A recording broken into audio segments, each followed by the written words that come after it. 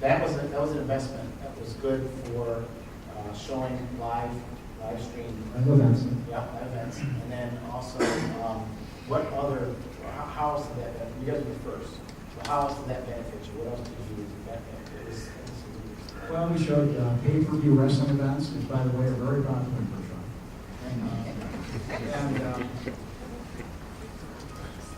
And the wrestling crowd buys a lot of popcorn too.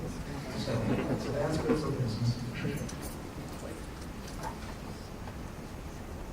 And so honestly, it opened the door for us to show what we call alternative content, which are opera, plays, other forms of entertainment besides film entertainment. And so my precept today is that our venues are not strictly movie houses, they are entertainment venues. And that's how I like to refer to them.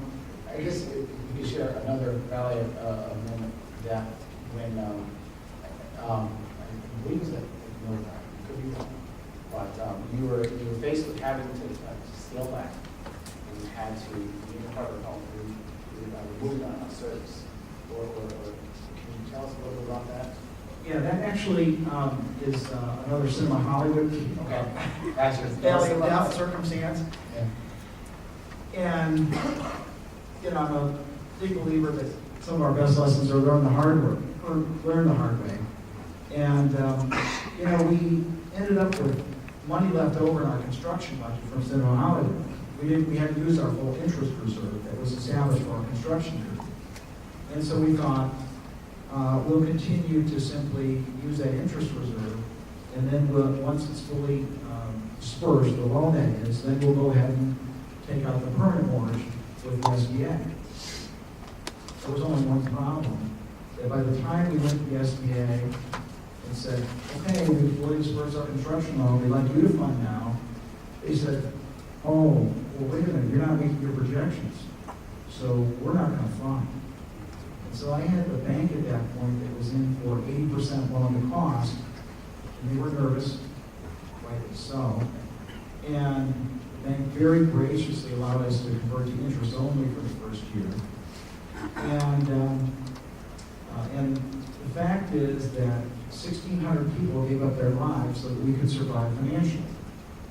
And you're looking at me, what's he talking about? Well, in December of 1997, picture came out that I think constituted a precipice event in the history of our business. And the movie was Titanic. I had a guest tell me he hadn't been to the movies in 45 years who came out to see Titanic. I had teenage girls tell me that they saw the picture 13 times. And so what we desperately needed to escape the valley of death was to get people in the place once. Because I knew once we got there once, they'd like it, and they would begin to put that into their movie-going habit. And so, the first month we met our projections was in January of 1998. I had the financial statements completed and presented to the SBA by February 2nd. And lo and behold, the SBA agreed to fund, and folks came. But in the meantime, I had a partner who had other thoughts about this. This is really what Aubrey was referring to. His suggestion was that the way to reduce our costs was to cut back on our cleaning. And thankfully, we didn't necessarily follow his advice in that regard, because I think to have done so would have catapulted into what I call the death spiral, which is you begin to demonstrate to your customers that either you can't afford to clean it or you don't want to clean it. And lo and behold, they begin to have disregard for you as a business. And then ultimately, your business devolves even more so. And so I think we were very fortunate that we were able to avoid that, and we had enough capital that we were able to continue paying all of our creditors on time. Can you tell us about another moment, and this one actually took place in Ohio, where there was distribution of movies, and there was a competitor there.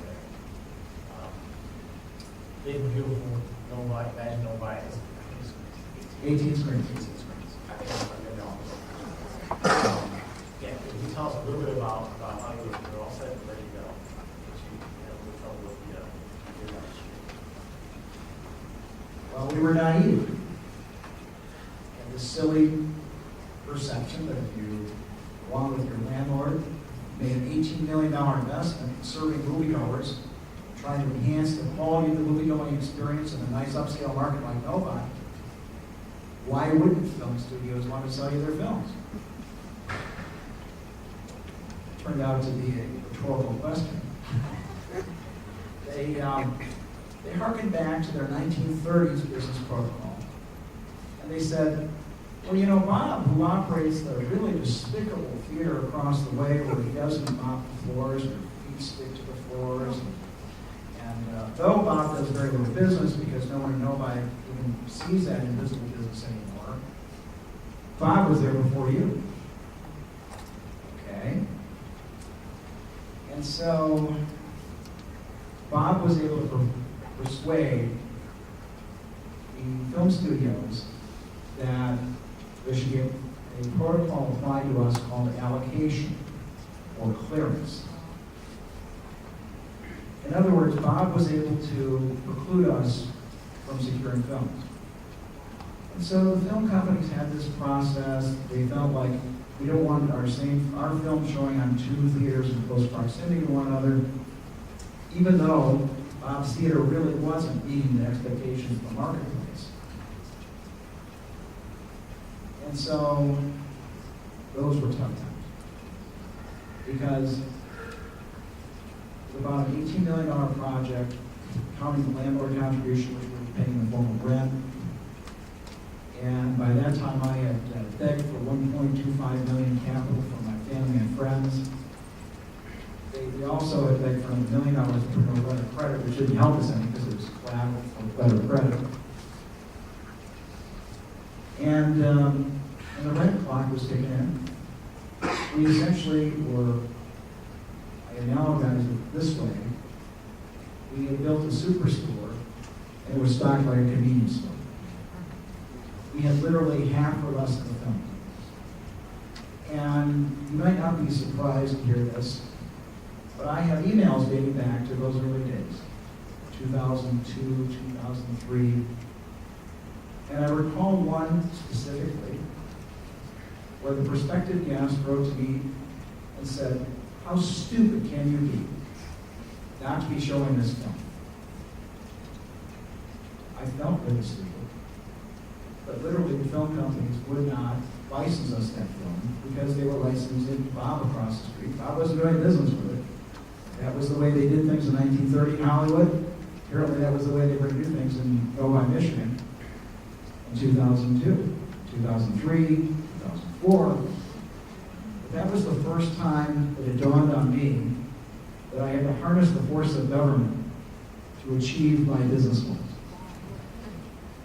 You see, I visited Hollywood, I begged, I just laid out the business case, and because the studios are paid as a function of the box office gross, I thought that by enhancing the quality of the movie-going experience, building a nice venue where people would want to go to the movies, that the studios would begin direct beneficiaries of that. Actually direct beneficiaries because they receive more than 50% of the box office receipts in the form of royalties.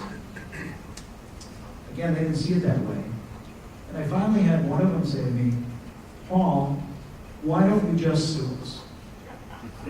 We won this battle all over the country, and I'll get you off my back. I can turn you over to the studio lawyers, and then I don't have to sell you any films because once you're litigating against us, we don't have to say anything. For some reason, maybe you guys know better than I didn't think that was a great strategy. And so what I said to the gentleman in Paramount was I said, no, that's probably not going to work for me. What do you say we try this case in the court of public opinion? I really like that comment. But I had auditioned earlier in my career up in Cinema Hollywood and had met a really fine gentleman by the name of Lou Dogan. Lou is the former Speaker of the House of Representatives from the Bertrand area. And Lou was with a lobbying firm. And Lou said to me, he said, I think we can work on this together. And so we hired a law firm. We drafted a law, drafted a proposed bill. And I had at one time 3 different lobbying firms working for me, including Lou's. And I was befriending both sides of the aisle, and I was talking to politicians about this injustice, the consumer harm that was coming, and moreover, that essentially what the studios were doing to us was an antitrust violation. And so this act, had it been enacted, would have made what the studios were doing to us a criminal act. I can just tell you very candidly that I wasn't held in high esteem by the studios at that point. And I recall specifically being told that they weren't very fond of the fact that I was behind a law that would criminalize their behavior.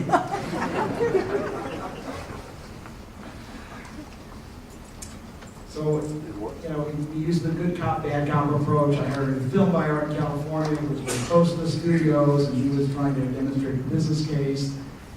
And I was back in Michigan talking to politicians, and we finally had the chief lobbyist for the MPAA state and local lobbying function come to visit me. We met in Lansing, and it wasn't a great meeting from my perspective. He told me that I was a pipsqueak, and that our bill would never see the light of day. They were going to outspend us 100 to 1, and we had no proof.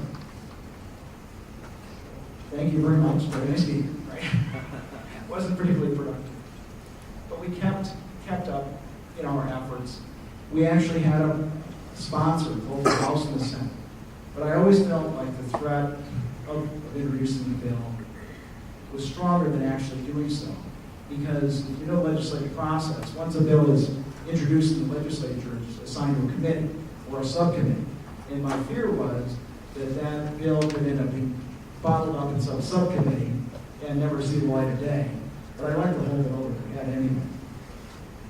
And so we kept up with the chatter and continued to demonstrate that every time we had a film, of course we did so much better with it than the folks across the street would have possibly done with it. And finally, the lobbyist agreed to come back to Michigan. And this time he agreed to come visit our theater in Novi, and we opened in Canton by that time as well. And I'll never forget when he walked into the lobby of Magic Novi, he looked around, and he said to me, so why is it my members are not selling the films? Well, glad you see it that way as well. And we visited Magic Canton, and by this time he said to me, look, Paul, I'll try to do something for you. I'll try to fix it. And I said, Vance, his name was Vance Stevenson, fine man. I said, Vance, I really appreciate that. And I'll tell you, I think it's a good idea. Because, the last thing in the world I want to do as a businessman is be promoting legislative initiatives. But there's an aggrieved exhibitor like me in every state in the nation. And wouldn't it be a shame if this became a model act? And you might have to deal with this in 30 or 40 different states. And I don't know if that was persuasive, but 5 weeks later, my film buyer called me and said, Disney is going to provide you with a full slate of films in both Novi and Canton this summer. You get to play all the films you want.